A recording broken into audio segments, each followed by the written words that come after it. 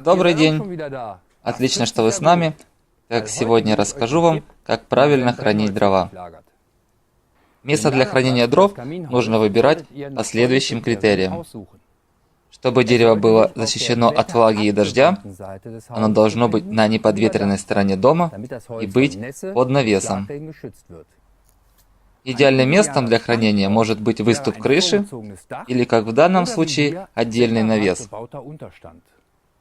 Лучше, когда дрова колются в зимние месяцы.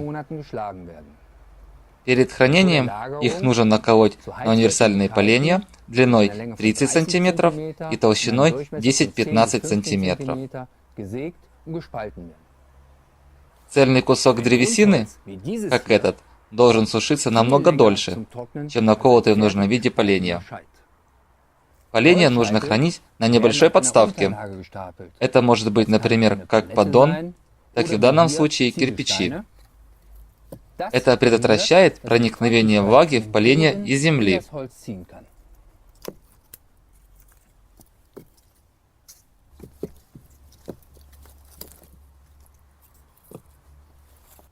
Дерево должно храниться на расстоянии от 5 до 10 см от дома.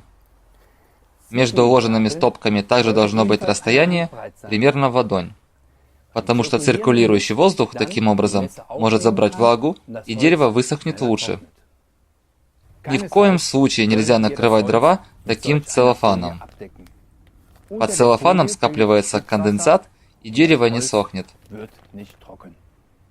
Также нельзя хранить дерево в подвалах, так как в подвалах присутствует высокая влажность и низкая циркуляция воздуха. Таким образом, влага не выводится из дерева, что приводит к возникновению плесени. Оптимально дрова должны храниться минимум 2 года и иметь не больше 20% влажности. Очевидно, что чем меньше влажность дров, тем больше энергии они отдают. Это пока все. Ваш специалист по каминам Харк.